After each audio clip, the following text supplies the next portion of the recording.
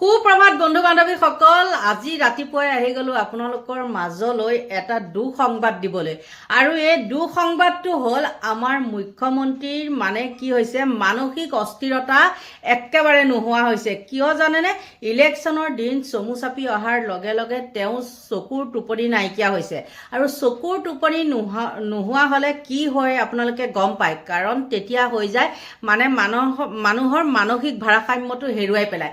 আৰু ঠিক তেনেকুৱাই লাগিছে, কাৰণ কিয় জানেনে, আমাৰ দৰে মানুহৰটো কথা বাদেই, আৰু কি হয়, বয়োজ্যেষ্ঠ মানুহসকলেও আলোচনা কৰিবলৈ বাধ্য হৈছে যে মুখ্যমন্ত্ৰীৰ আচলতে হৈছে কি, এইজন মুখ্যমন্ত্ৰীয়ে নে?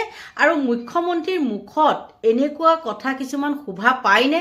মোক আমুকে ভাল পায়, মই এনেকুৱা পপুলাৰ মানুহে মই এতিয়া মই নিজে ভাল বুলি ক'লে হ'ব নেকি বাৰু? মোক 10জনে ভাল বুলি ক'ব লাগিব, নহয় জানো? কিন্তু আমাৰ মুখ্যমন্ত্ৰীয়ে কি কৰে, মোতকৈ পপুলাৰ মানুহ কোনো নাই, মই আমুকত যাওঁচোন, মোক মানুহে এনেকুৱা কৰে, মোক মানুহে তেনেকুৱা কৰে, আৰু তাতে অতিষ্ঠ হৈ আলোচনা কৰিবলৈ বাধ্য হৈছে। মুখ্যমন্ত্ৰী হিমন্ত বিশ্ব শৰ্মাই কি কৈছে শুনকচোন। I am very happy that some people are getting disturbed in SR. So I have advised my BJP worker to give more and more complaint so that a kind of people realize that there is still some kind of resistance in Assam. So jiman complaint hoise mure order hoise.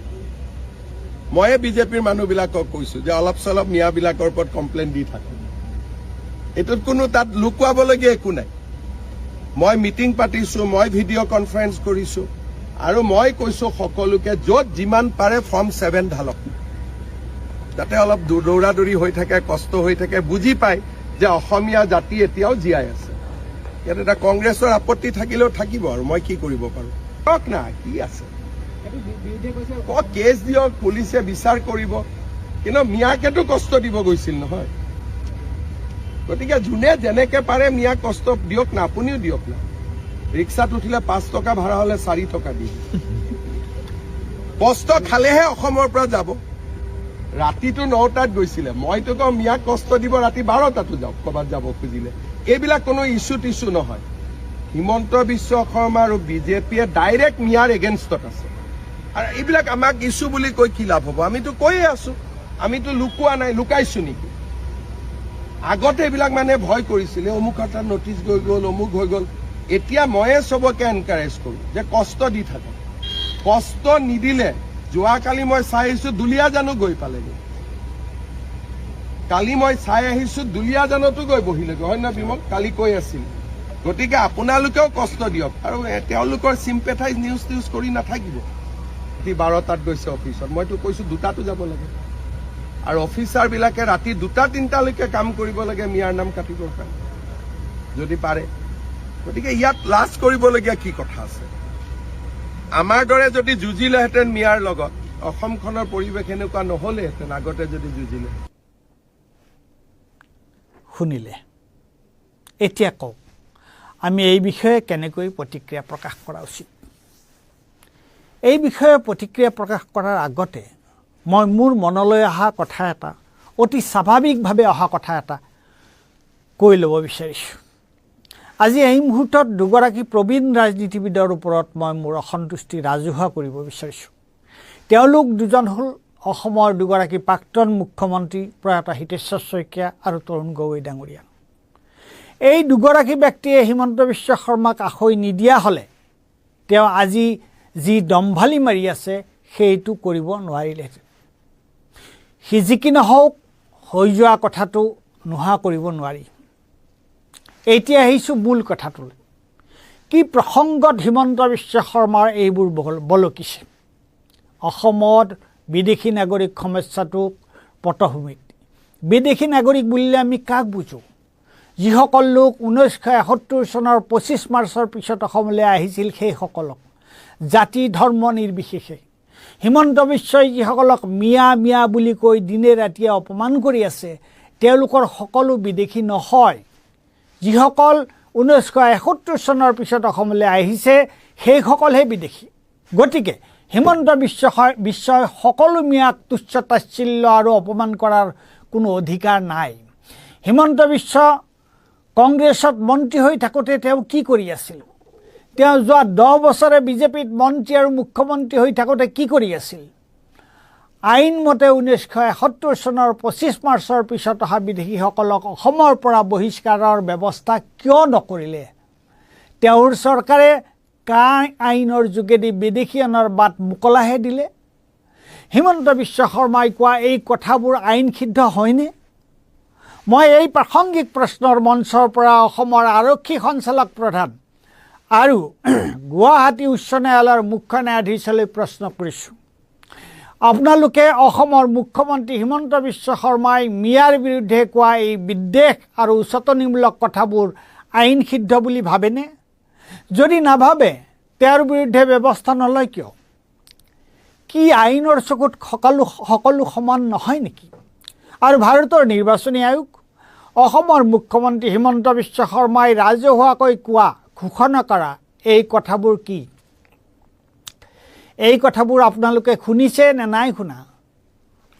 আমাৰ দেশৰ সংবিধান সংশোধন কৰি সংবিধানৰ প্ৰস্তাৱনাত সন্নিৱিষ্ট কৰা ভাৰতীয় সংবিধানে দেশখনক এখন সাৰ্বভৌম সমাজবাদী ধৰ্মনিৰপেক্ষ গণতান্ত্ৰিক গণৰাজ্য হিচাপে গঢ় দিয়াৰ লগতে সকলো নাগৰিকৰ বাবে সামাজিক, অৰ্থনৈতিক, ৰাজনৈতিক ন্যায়, চিন্তা, মত প্ৰকাশ, বিশ্বাস, উপাসনাৰ স্বাধীনতা, মৰ্যাদা আৰু সুযোগৰ সমতা আৰু ভাতৃত্ববোধ, ব্যক্তিৰ মৰ্যাদা আৰু ৰাষ্ট্ৰীয় ঐক্য অখণ্ডতা নিশ্চিত কৰাৰ মহান আদৰ্শ প্ৰকাশ কৰে। এই কথাখিনি আমাৰ সংবিধানৰ পৰা কেতিয়া আঁতৰাই দিয়া হ'ল? এতিয়ালৈকেতো দিয়া হোৱা নাই। তেন্তে হিমন্ত বিশ্বই মুখ্যমন্ত্ৰী হৈ এনে কথা কেনেকৈ ক'ব পাৰে? হিমন্ত বিশ্ব শৰ্মাই কৈছে যে তেওঁ ডিচিসকলক মিয়াৰ বিৰুদ্ধে ব্যৱস্থা ল'বলৈ নিৰ্দেশ দিছে। অসমত এজনো ডিচি নোলালনে হিমন্ত বিশ্বক উভতি ধৰিবলৈ যে মুখ্যমন্ত্ৰী মহোদয় আপুনি দিয়া নিৰ্দেশ বিধিসন্মত নহয়, আইনসিদ্ধ নহয়, ক্ষমা কৰিব, আমি আপোনাৰ নিৰ্দেশ মানিব নোৱাৰোঁ? এজনো নোলালনে তেনেকৈ ক'বলৈ? হাই সময়। আইনৰ ৰক্ষকে যেতিয়া ভক্ষক হয়, ডেককৈ আইন অমান্য কৰে, তাতকৈ আৰু গৰ্হিত কাম কি থাকিব পাৰে? মই ভাৰতীয় জনতা পাৰ্টীৰ বিবেচনা থকা লোকসকলকো প্ৰশ্ন কৰিছোঁ, আপোনালোকেই কওকচোন, আপোনালোকে হিমন্ত বিশ্বৰ এই কথাবোৰ সমৰ্থন কৰেনে?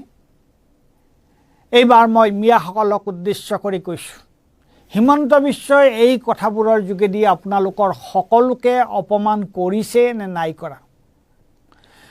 আপোনালোক হিমন্ত বিশ্বতকৈ কোনো গুণে কম ভাৰতীয় নহয়। অসমখন হিমন্ত বিশ্ব শৰ্মাই কিনি লোৱা নাই। ইয়াত আমাৰ সকলোৰে সমান অধিকাৰ আছে। হিমন্ত বিশ্ব শৰ্মাতকৈ আমাৰ সকলোৰে মৰ্যাদা অলপ হ'লেও ওপৰত। গতিকে হিমন্ত বিশ্ব শৰ্মাৰ এই অপমানৰ প্ৰত্যুত্তৰ আপোনালোকে কি ধৰণে দিব? মই ভাবোঁ আপোনালোকে দুই ধৰণে ইয়াৰ জবাব দিয়া উচিত। এক, হিমন্ত বিশ্ব শৰ্মাক আপোনালোকে আইনৰ কাঠগড়াত থিয় কৰোৱা উচিত। আৰু দুই, আপোনালোকে চিন্তা কৰক আগন্তুক নিৰ্বাচনত হিমন্ত বিশ্বৰ এই অপমানৰ আপোনালোকে কেনেকৈ পুতক ল'ব। কিন্তু কোনো কাৰণতে আপোনালোক উত্তেজিত নহ'ব। আপোনালোকক প্ৰকাৰে উত্তেজিত কৰিবলৈ হিমন্ত বিশ্ব শৰ্মাই এই উচতনিমূলক কথাবোৰ কৈ আছে। আপোনালোক যদি তেওঁৰ কথাত উত্তেজিত হৈ পৰিস্থিতি গৰম কৰি তোলে, তাৰ দ্বাৰা আটাইতকৈ বেছি উপকৃত হ'ব হিমন্ত বিশ্ব শৰ্মা নিজে। গতিকে প্ৰত্যুত্তৰ আপোনালোকে দিব, নিশ্চয় দিব, জবাব দিব, কিন্তু শান্ত সমাহিতভাৱে। সেই জবাব ৰাজপথত নহয়, সেই জবাব আইনী জবাব, সেই জবাব ভোটৰ জবাব, সেই জবাব ৰাজনৈতিক জবাব।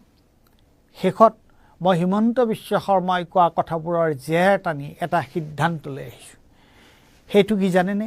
হিমন্ত বিশ্ব শৰ্মাই অৰুণোদয় দিছে, হেন দিছে, তেন দিছে, অমুক কৰিছে, ভচুক কৰিছে, দিনে ৰাতিয়ে কেৱল উন্নয়নেই কৰিছে।